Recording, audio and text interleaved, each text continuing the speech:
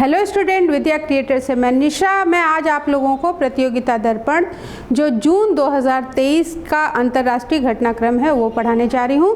तो चलिए स्टार्ट कर लेते हैं कि आज हम लोग किस किस की डिटेल पढ़ने वाले हैं। तो सबसे पहले हम पढ़ेंगे कि जो चीन के द्वारा अरुणाचल प्रदेश के 11 स्थल हैं उनका तिब्बती भाषा में नामकरण कर दिया गया है और भारत के द्वारा कड़ी प्रतिक्रिया भी व्यक्त करी गई है।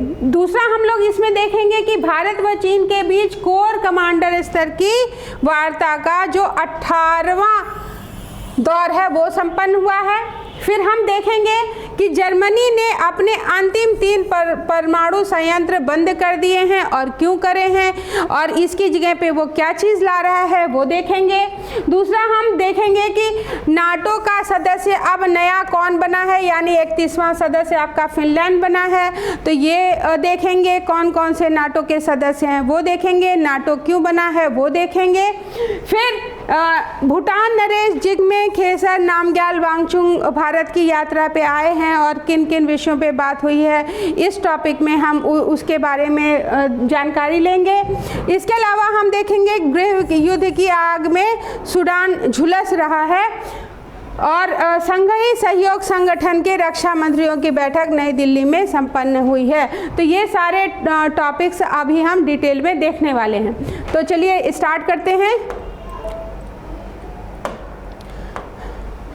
चीन द्वारा अरुणाचल प्रदेश के 11 स्थलों के तिब्बती भाषा में नामकरण के मामले में भारत की कड़ी प्रतिक्रिया।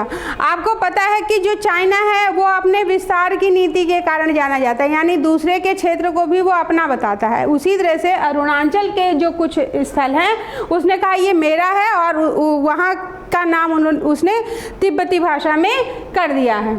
अरुणाचल प्रदेश पर अपना दावा करने के लिए चीन समय समय पर असफल प्रयास करता रहता है और भारत के इस प्रदेश के कुछ हिस्सों को वह तिब्बत का दक्षिणी भाग जन्नान बताता है।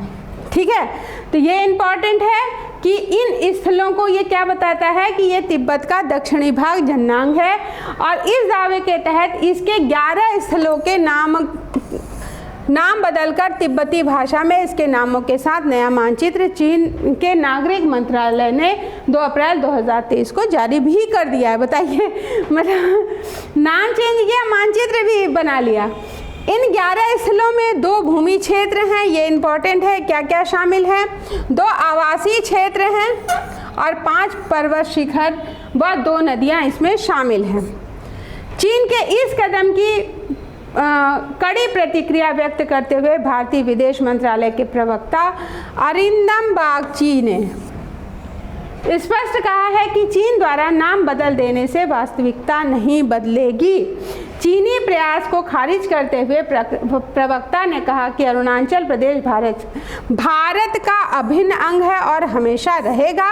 उन्होंने कहा कि यह पहली बार नहीं हो रहा है कि नाम बदला गया है, चाइना के द्वारा ऐसा कई बार किया जा चुका है। इस बार वो 11 स्थलों के नाम बदल करके मानचित्र भी उसने जारी कर दिया है, लेकिन हम ऐसा नहीं मानेंगे। पहली बार नहीं हुआ है जब अरुणाचल प्रदेश के कुछ स्थानों के नाम बदलने का प्रयास चीन द्वारा किया गया है। भारत की आपत्ति के विरुद्ध तीखी प्रतिक्रिया चीन विदेश मंत्रालय ने व्यक्त भी करी है और चीनी विदेश मंत्रालय के प्रवक्ता ने जन्नांग को चीन का हिस्सा बताया है। तो ध्यान रखिएगा, विवाद जन्नांग क्षेत्र को हो रहा है। ये कह रहे हैं कि जो जन्नांग क्षेत्र है वो तिब्बत का दक्षिणी भाग जन्नांग वो चाइना के हिस्से में है, इसलिए ये अरुणाचल प्रदेश के जो क्षेत्र हैं वो भी उसी का भाग है। इस वजह से उन 11 स्थलों को तिब्बती भाषा में उन्होंने नामकरण किया है।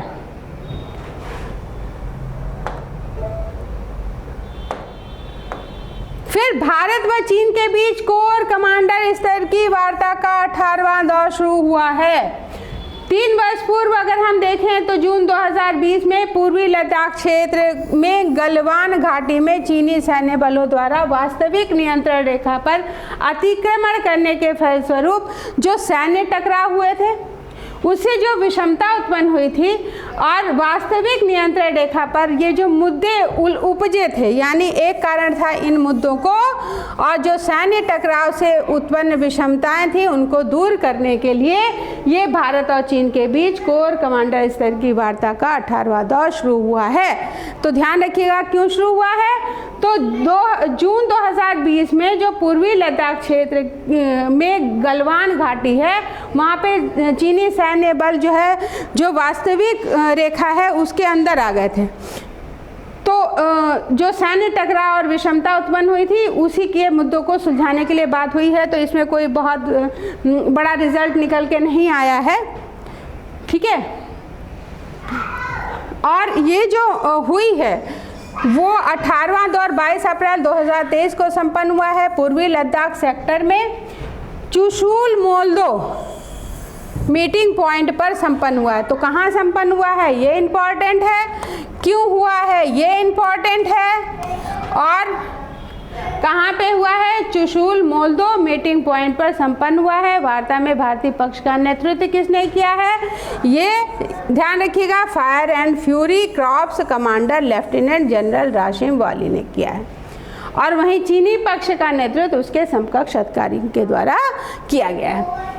18वां दौर संपन्न हुआ है, किस लिए हुआ है तो जो सैन्य टकराव के कारण विषमता और जो नियंत्रण रेखा पर जो मुद्दे उपजे थे उसको सुलझाने के लिए हुआ है।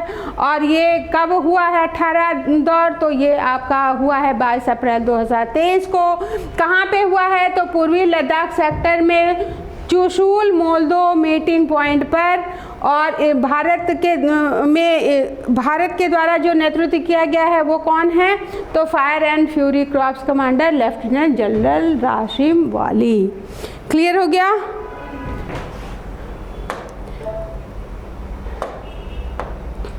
दोनों पक्षों के बीच कोर कमांडर स्तर की यह वार्ता ऐसे संपन्न हुई है जब कुछ दिन बाद ही नई दिल्ली में दोनों देशों के रक्षा मंत्रियों की वार्ता अपेक्षित थी। और इससे पूर्व दोनों देशों के बीच सैन्य कोर कमांडर स्तर के 17वें दौर की वार्ता 4 माह पूर्व, ठीक है 18वां दौर हम बता रहे हैं, 17वें दौर की वार्ता 4 माह पूर्व 20 दिसंबर 2022 को चुशूल मोल्दो में ही संपन्न हुई थी, ठीक है। तो अगर आपसे पूछा जाए कि 17वीं कहाँ संपन्न हुई है तो ये 4 महीने पूर्व 20 दिसंबर 2022 को चुशूल मोल्दो में संपन्न हुई थी। फिर देपसांग के मैदानों व देम चौक में स्थिति के साथ साथ सीमा पर वास्तविक नियंत्रण रेखा तक सेना की वापसी के मुद्दे दोनों देशों के बीच सैन्य कमांडर स्तर की ताज़ा वार्ता के मुद्दों में शामिल थे। और मुद्दे कौन कौन से थे, देपसांग के मैदान और देम चौक में जो सीमा पर वास्तविक नियंत्रण है वो कौन सा है वो उस पर बात हुई है। और सेना की वापसी के मुद्दे दोनों देशों के बीच सैन्य कमांडर स्तर की जो सेना अंदर घुस गई है वो बाहर आनी चाहिए, इस पे भी बात हुई है। किंतु इन मुद्दों पे कोई प्रभावी निर्णय लेने के बजाय सीमा पर शांति बनाए रखने के लिए संपर्क में रहने तथा सैन्य राजनैतिक चैनलों के माध्यम से बातचीत बनाए रखने पर ही बात हुई है, ठीक है। तो इसका कोई बहुत बड़ा हल यहाँ पे नहीं निकला है। कोर कमांडर स्तर की इस वार्ता में कोई ठोस परिणाम निकलने की आशा कम ही की जा रही थी, क्योंकि कुछ ही दिनों बाद रक्षा मंत्रियों की ही आपस में वार्ता अपेक्षित थी। अब रक्षा मंत्रियों की तो आपस में हो ही रही है, तो यहाँ पे कोई बहुत बड़ी मतलब निष्कर्ष निकल के नहीं आया है। इसके अतिरिक्त दोनों देश इस समय अपनी स्थिति को मजबूत करने के लिए सीमावर्ती क्षेत्रों के निर्माण कार्यों में लगे हुए हैं। दोनों देश सड़क, हेलीपैड, वायुयान सब व्यवस्था में लगे हुए हैं, दोनों देश उस पर काम कर रहे हैं। तो इसका कोई बहुत बड़ा रिजल्ट नहीं आया है इस वार्ता का।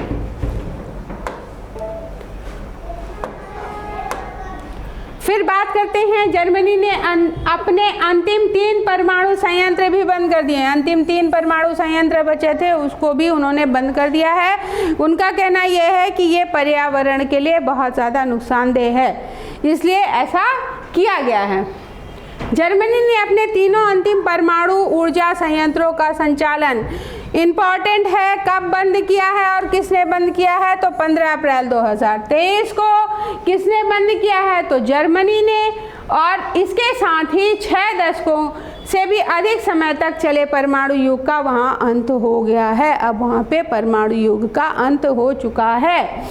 अपने अंतिम बचे परमाणु संयंत्रों को बंद करने के पश्चात जर्मनी विदेश मंत्री स्टेफी लेमके ने कहा कि नाभिकीय संयंत्र नागरिकों के लिए सुरक्षित नहीं थे, इसलिए ये कदम उठाया गया है। साथ में पर्यावरण के अनुकूल भी नहीं है। अगर हम देखें तो जो 2011 में जापान के फुकुशिमा दुर्घटना हुई थी, वहाँ पे हवा में विकिरण फैलने की आशंकाओं से जो विश्व था वो आशंकित और भयभीत हो गया था। और उस दुर्घटना के बाद ही जर्मनी ने अपने सभी परमाणु ऊर्जा संस्थानों को बंद करने का निश्चय लिया था। और ये क्यों लिया था, ये पूछा जा सकता है। तो ये जो 2011 में जापान के फुकुशिमा दुर्घटना हुई थी उसके कारण, और जो 3 परमाणु बचे थे संयंत्र, उनको कब बंद किया है? तो 15 अप्रैल 2023 को। किसने बंद किया है? तो जर्मनी ने। कहाँ पे परमाणु युग का अंत हो गया है? तो जर्मनी में। कौन सा जो है देश है जिसने अपने तीनों परमाणु संयंत्र को बंद कर दिया है? तो जर्मनी ने। अब उनको बंद करने का क्या उद्देश्य था? तो ये बंद करने का उद्देश्य ये था कि ये संयंत्र नागरिकों के लिए और पर्यावरण के लिए दोनों के अनुकूल नहीं है। भाई पर्यावरण में ही तो हम पल रहे हैं। जब पर्यावरण ही सुरक्षित नहीं रहेगा तो हम कहाँ से सुरक्षित रहेंगे? ठीक है। और बचाएंगे तो हम तब जब हम खुद पर्यावरण से बचेंगे। ठीक है।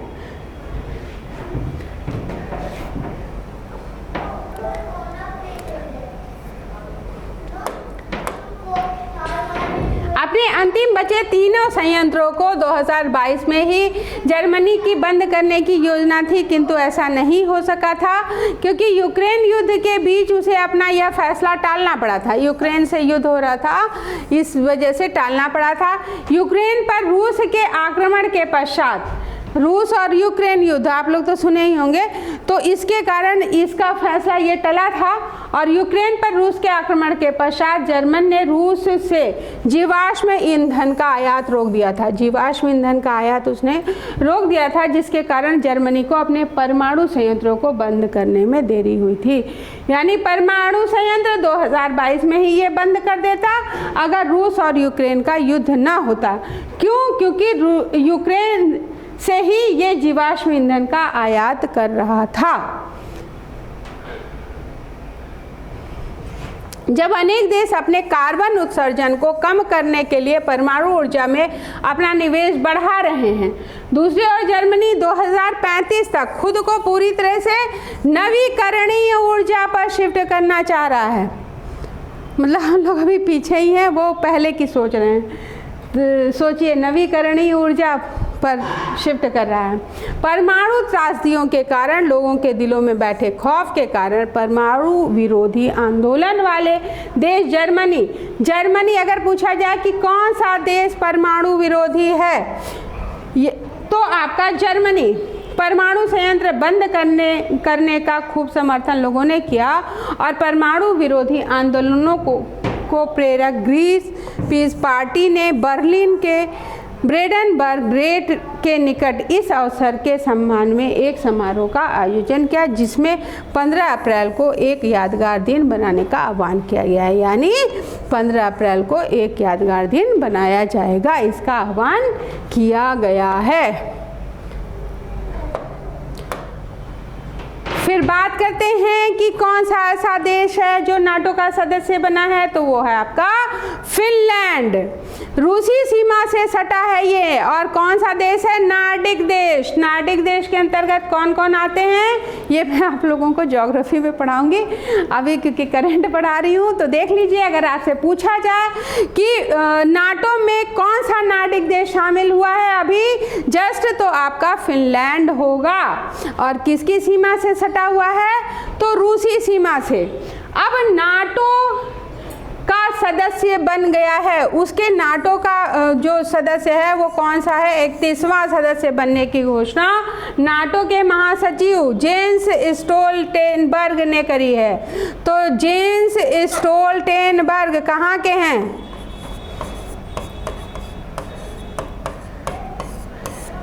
कहाँ के महासचिव? तो नाटो के। और 3 अप्रैल 2023 को ही नाटो मुख्यालय पर इसकी सदस्यता की औपचारिकता बाद में 4 अप्रैल को पूरी कर दी गई। जो औपचारिकता होनी चाहिए थी वो 4 अप्रैल को पूरी हो करके ये नाटो का सदस्य बन गया। ये मतलब फिनलैंड।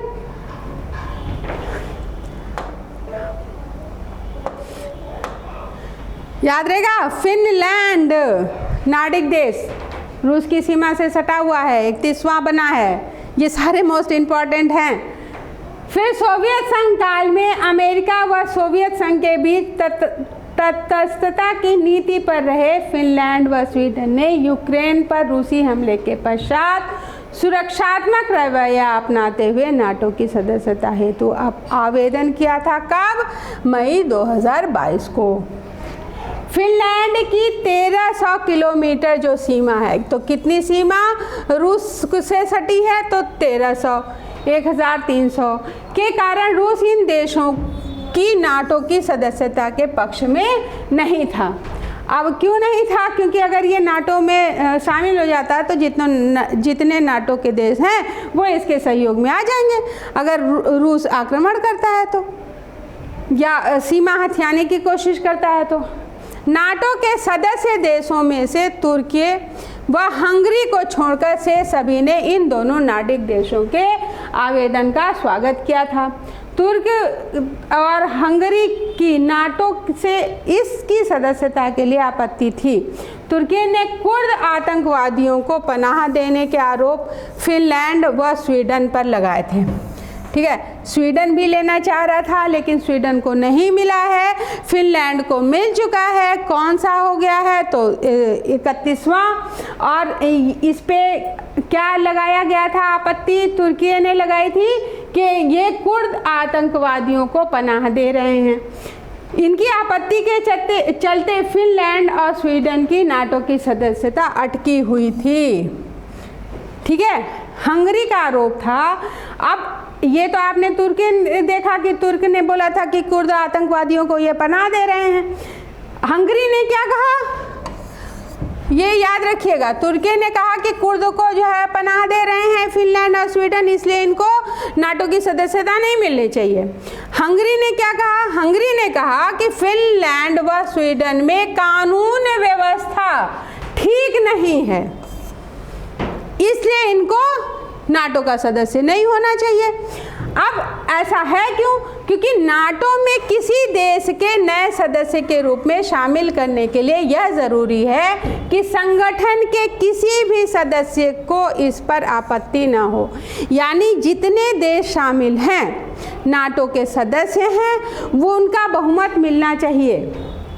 अब जो नाटो के सदस्य आपके तुर्की हैं और आपके हंगरी हैं, तो इन्होंने क्या कहा कि तुर्की ने कहा कि कुर्द आतंकवादियों को पनाह दे रहा है, इसलिए इनको नाटो का सदस्य नहीं बनना चाहिए। हंगरी ने कहा कि यहाँ पे कानून व्यवस्था अच्छी नहीं है, इसलिए इसका सदस्य नहीं होना चाहिए। तो बाद में क्या हुआ, आपत्ति जो है वो दूर हो गई और आपके फिनलैंड को नाटो की सदस्यता मिल गई। काफ़ी जद्दोजहद के पश्चात यह दोनों देश फिनलैंड को सदस्य बनाने के लिए अंततः सहमत हो गए। तुर्की की संसद ने फिनलैंड को नाटो में शामिल किए जाने के पक्ष में मतदान 30 मार्च 2023 को किया।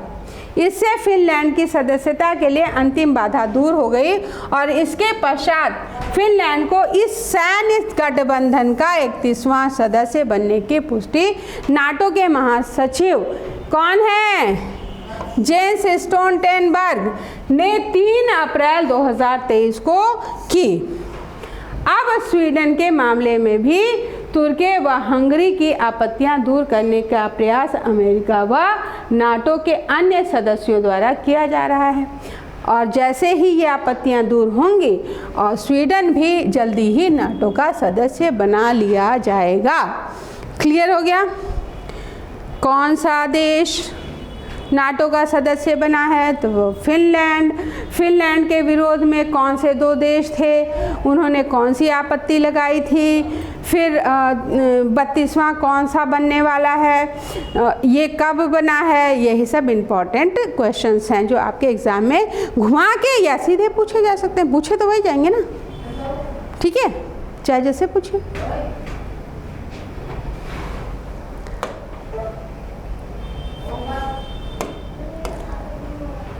अब देख लेते हैं नाटो है क्या, क्यों इसमें शामिल होना चाह रहे थे फिनलैंड। तो नाटो जो है वो यूरोप व उत्तरी अमेरिका देशों का एक राजनैतिक और सैन्य संगठन है। तो अगर आपसे पूछा जाए कि कहाँ का है, तो उत्तरी अमेरिका और यूरोप का राजनैतिक और सैन्य संगठन है, यानी यूरोप और उत्तरी अमेरिका के देश इसमें शामिल हो सकते हैं। फिर अमेरिका, ब्रिटेन, फ्रांस, कनाडा आदि इसके सदस्यों में शामिल हैं। इसके सदस्यों में अगर पूछा जाए निम्नलिखित में से कौन से शामिल हैं, कौन से नहीं हैं, तो इसमें जो शामिल है वो है आपका अमेरिका, ब्रिटेन, फ्रांस, कनाडा। और इसकी स्थापना कब हुई है? 4 अप्रैल 1949 को हुई है, ठीक है। 1949 को याद रखिएगा नाटो की स्थापना हुई है। ये भी मोस्ट इम्पॉर्टेंट है, कुछ भी ना पूछा जाए करंट के उससे तो ये पूछा जा सकता है कि नाटो की स्थापना कब हुई है। और इसका मुख्यालय जो है वो बेल्जियम में इसेल्स में है। तो ध्यान रखिएगा, ये भी मोस्ट इम्पॉर्टेंट है कि इसका मुख्यालय कहाँ है, तो बेल्जियम में इसेल्स में। इस संगठन की सबसे बड़ी जिम्मेदारी क्या है कि वो सदस्य देशों की स्वतंत्रता व स्वायत्तता की रक्षा करेगा। इसलिए फिनलैंड नाटो का सदस्य बनना चाह रहा था, या कोई भी जो आपके उत्तरी अमेरिका और यूरोप के देश हैं वो उसके सदस्य बनना चाहते हैं, क्योंकि ये सदस्य जो देश होंगे उनकी स्वतंत्रता और स्वायत्तता की रक्षा करेगा। लेकिन कि कोई भी सदस्य तब बनेगा जितने शामिल देश हैं वो उसके पक्ष में बहुमत दे देंगे तब। इस संगठन के किसी भी देश पर यदि कोई हमला करता है तो इसकी रक्षा के लिए नाटो के सभी देश मिलकर उसका बचाव करेंगे।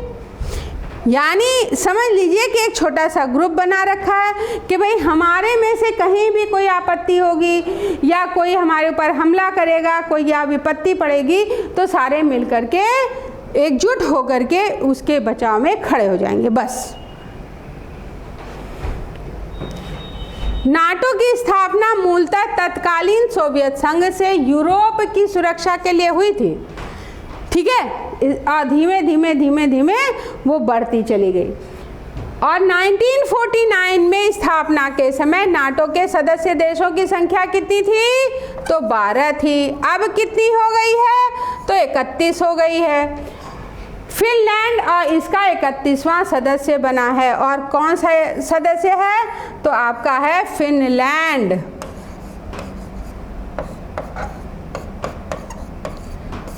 कब हुआ है? तो अप्रैल 2023 में। क्लियर हो गया? और इससे पूर्व नॉर्थ मैसिडोनिया 2020 में इसका 30वां सदस्य बना था। तो हो सकता है 31वां ना पूछा जाए और 30वां पूछ लिया जाए, तो एक बार सीक्वेंस ज़रूर देख लीजिएगा। तो जो आपका नॉर्थ मैसिडोनिया है वो इसका 30वां सदस्य बना है।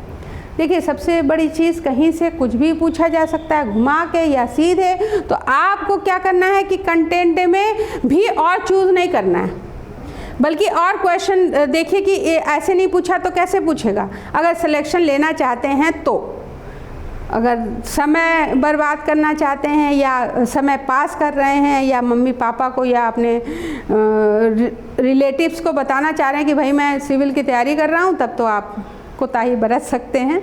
लेकिन सही माने में अगर आप तैयारी कर रहे हैं तो आपको ये देखना है कि मैम ने जितना बताया है उसमें से और मैं कैसे कैसे क्वेश्चन कर सकता हूँ। पूछना वही है, आपके बॉडी पार्ट्स वही हैं, बस पूछने का तरीका अलग हो सकता है। उसी तरह इसको समझिए, नाटो वही है, सदस्य वही हैं, नाटो का मुख्यालय वही रहेगा और उसके टर्म्स और कंडीशंस वही रहेंगे, लेकिन जो चीज़ें नई जुड़ रही हैं या उसकी सीक्वेंस है या पहला कौन शामिल हुआ था, दूसरा कौन है, तीसरा क्रम कौन है, क्रम पूछ लिया जाएगा, कब 4 सबसे ज़्यादा शामिल हुए थे, कब सबसे कम शामिल हुए थे, कहीं से कैसे भी क्वेश्चन पूछे जा सकते हैं। अगर वो उस पर आपने कमांड कर ली तो बल्ले बल्ले, कौन रोकेगा। ठीक है, तो बल्ले बल्ले ही कराइए। चलिए आगे बढ़ते हैं।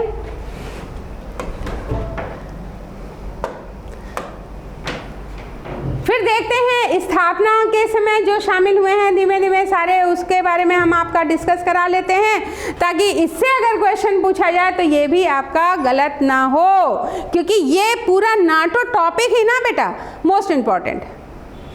यहाँ से कहीं से भी कुछ, चाहे आप करंट समझ लीजिए, चाहे आप वैसे समझ लीजिए एज ए जीएस, कहीं से कुछ भी पूछा जा सकता है। और जहाँ कहीं से भी कुछ भी पूछा जा सकता है तो आप इसको पूरा रट लीजिए समझ के। ठीक है, 4 अप्रैल 1949 को स्थापना के समय नाटो में कितने सदस्य थे, अभी अभी हमने बताया 12।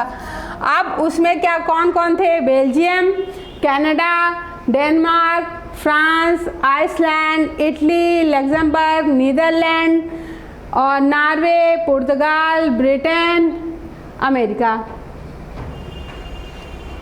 फिर 18 फरवरी में अगर हम देखें तो 1952 में जो शामिल हुए थे 2 राष्ट्र शामिल हुए थे, ग्रीस और टर्की। फिर 9 मई 1955 में अगर हम बात करें तो जर्मनी शामिल हुआ था। 30 मई 1982 में अगर हम देखें तो स्पेन शामिल हुआ था। अब देखिए, अब ये पूछेंगे कि क्रम में लगाइए। ठीक है, अब आपने क्या करा, ग्रीस, जर्मनी, टर्की और स्पेन दिया है। अब क्या करेंगे आप, ग्रीस, टर्की, जर्मनी और स्पेन करेंगे, या मान लीजिए दिया है टर्की, जर्मनी, फिर आपका पोलैंड और स्पेन दिया है, तो क्या लगाओगे, टर्की, जर्मनी, स्पेन और पोलैंड लगाओगे। क्लियर हो रहा है। फिर पोलैंड कब, 12 मार्च 1999 में शामिल हुआ। 3 सदस्य राष्ट्र थे, कौन कौन से, चेक गणराज्य, हंगरी और पोलैंड है। फिर 29 मार्च 2004 में अगर हम बात करें तो 7 सदस्य राष्ट्र थे, Bulgaria, Estonia, Latvia, Lithuania, Romania, Slovakia, Slovenia, फिर इसके बाद लिटवानिया। फिर 1 अप्रैल 2009 को शामिल राष्ट्र अगर हम देखें तो 2 सदस्य राष्ट्र थे, अल्बानिया और क्रोएशिया। फिर 25 जून 2017 को अगर हम देखें तो बाल्कन राज्य, ठीक है, ये ध्यान रखिएगा कि मोंटेनेग्रो बाल्कन राज्य थे।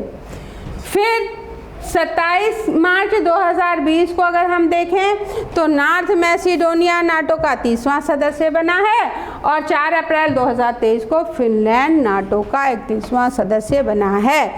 तो जो मोस्ट इम्पॉर्टेंट होते हैं ऊपर से 5 और नीचे से आपके 3।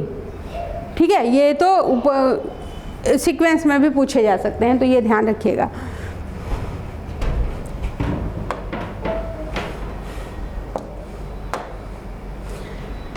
सब जगह कहते हैं कि शॉर्टकट और ट्रिक अपना के बात करिए। आप लोग सोचते होंगे कि विद्या क्रिएटर्स वाले कहते हैं कि शॉर्टकट नहीं, लॉन्ग टर्म्स अपनाइए।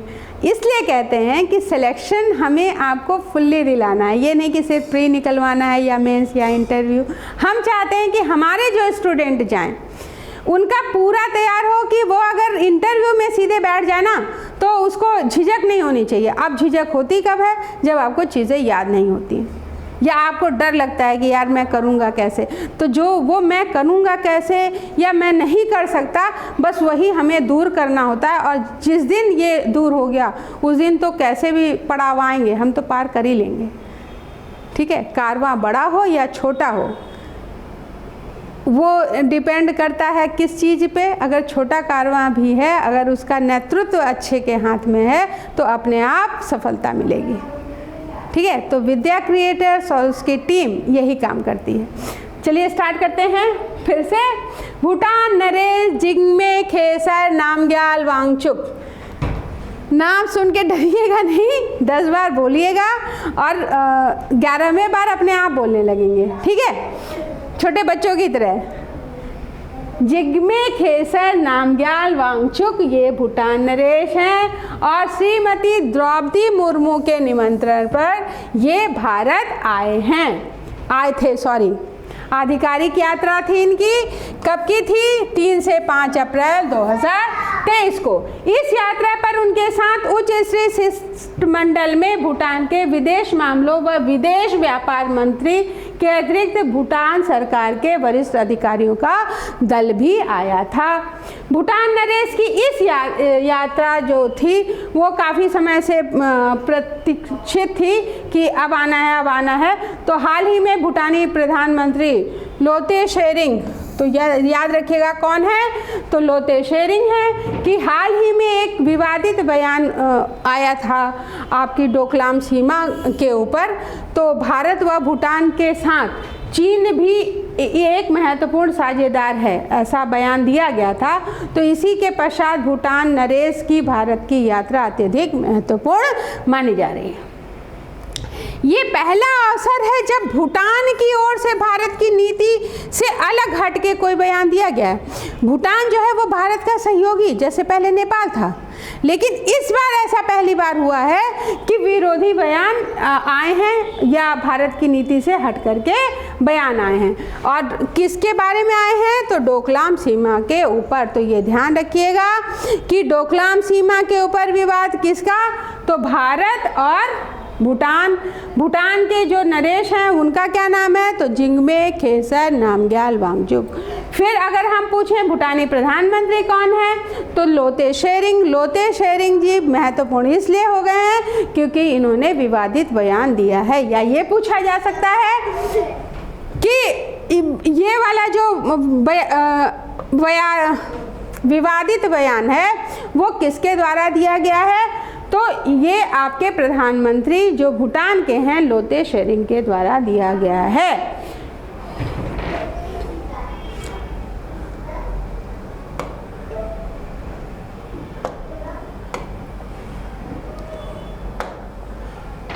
उनके दिल्ली आगमन पर हवाई अड्डे पर उनकी अगवानी स्वयं विदेश मंत्री डॉक्टर एस जयशंकर के द्वारा करी गई है।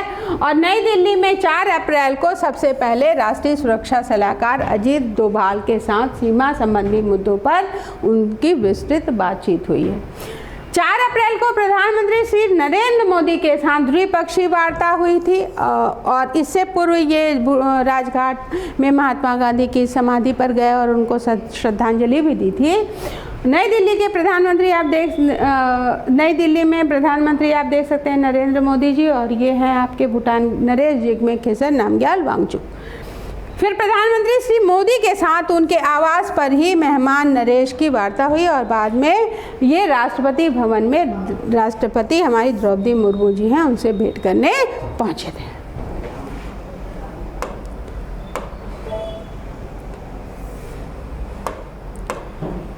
प्रधानमंत्री श्री मोदी के साथ मेहमान नरेश की वार्ता में भारत, भूटान व चीन की सीमा पर स्थित डोकलाम का मुद्दा भी उठा था। तो किसका मुद्दा मेन था यहाँ पे?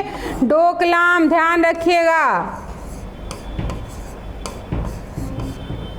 भारत और भूटान, ठीक है, और द्विपक्षीय संबंधों से जुड़े विभिन्न मुद्दों पर वार्ता बैठक में की गई। और अगले वर्ष शुरू होने वाली जो भूटान की 13वीं पंचवर्षीय योजना है, ठीक है, वहाँ पे जो वित्तीय सहायता चाहिए होगी वो भारत के द्वारा प्रदान करने की बात करी गई है। अब ये ध्यान रखिएगा कि किस किस पे, एक तो हम इनको जो इनकी 13वीं पंचवर्षीय योजना चल रही है उसके लिए वित्तीय सहायता देने की बात हुई है। कृषि निर्यात में वृद्धि कराने की बात हुई है सुविधाओं के लिए। और दूसरा जो सीधा रेल संपर्क उस पे बात हुई है। तो ये मोस्ट इम्पॉर्टेंट है कि सीधा रेल संपर्क कहाँ से कहाँ तक, तो ये है कोकराझार से लेकर के ये आपका जाएगा गेलेफू तक। क्लियर हो गया? तो ये पूछा जा सकता है कि किन दो देशों के बीच कोकराझार और गेलेफू तक सीधा रेल संपर्क स्थापित करने पे सहमति हुई है, तो वो है भारत या भूटान। या ये पूछा जा सकता है कि भारत या भूटान के बीच कहाँ से कहाँ तक सीधे रेल संपर्क स्थापित करने की बात हुई है, तो जगह ध्यान रखिएगा, कोकराझार और गेलेफू तक। क्लियर हो गया?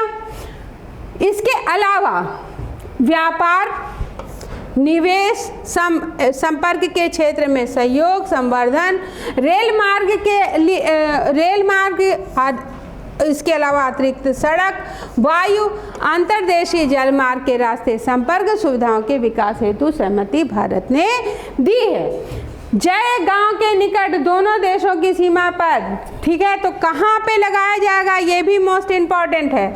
तो जय गांव के निकट दोनों देशों की सीमा पर पहला इंटीग्रेटेड चेक पोस्ट बनाने की सहमति दोनों पक्षों में हुई है। तो कहाँ पे पहला इंटीग्रेटेड चेक पोस्ट बनेगा? तो ये आपका बनेगा जय गांव के निकट। और भूटान को अतिरिक्त ऋण सहायता उपलब्ध कराने की घोषणा भी भारत ने वार्ता में की है। अब यहाँ पे ये मत सोचिएगा कि भारत तो इतना सारा करे जा रहा है, तो वहाँ भारत का भी हित छुपा है। अगर आप मैप में उठा के देखोगे तो सिक्किम, फिर आपका भूटान, अरुणाचल प्रदेश, फिर इधर आपका नीचे देखोगे तो बांग्लादेश और थोड़ा सा एरिया आपका पड़ेगा उन 7 सिस्टर को जोड़ने के लिए पश्चिम बंगाल का। ठीक है, तो अब हम ये करेंगे तो हमको भी तो वहाँ जाने के में आरामी होगी, अपने जो 7 सिस्टर्स वाले राज्य हैं वहाँ पे पहुँचने में, क्योंकि सारा बीच में तो आपका बांग्लादेश आ गया है ना, और इधर भूटान आ गया है। तो अरुणाचल प्रदेश जाना है या त्रिपुरा जाना है, असम जाना है, मिज़ोरम जाना है, नागालैंड जाना है, मेघालय जाना है, तो ये जो रास्ता अगर हम और अच्छा बना देंगे तो हमारी पहुंच और हो जाएगी। तो हर चीज़ के पीछे कोई ना कोई एक उद्देश्य होता है। अगर चाइना ने वहाँ पे ज़्यादा कर लिया तो उसका वर्चस्व ज़्यादा हो जाएगा, तो उसको सपोर्ट भूटान के द्वारा ज़्यादा मिलेगा। ठीक है,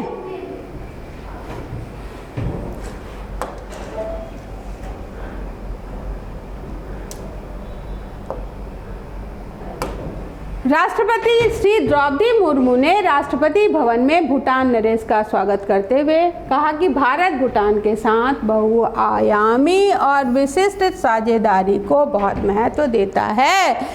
क्या करा है कि बहुआयामी और विशिष्ट साझेदारी को।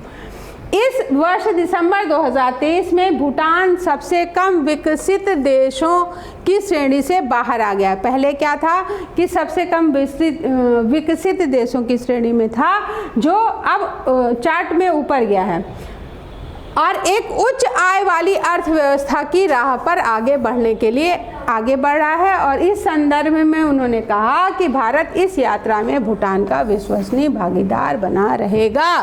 तो ये रिजल्ट आया है कि भारत जो है इस भूटान का विश्वसनीय भागीदार बना रहेगा, हर चीज़ में हम सहयोग करेंगे, ऐसा विश्वास दिलाया गया है।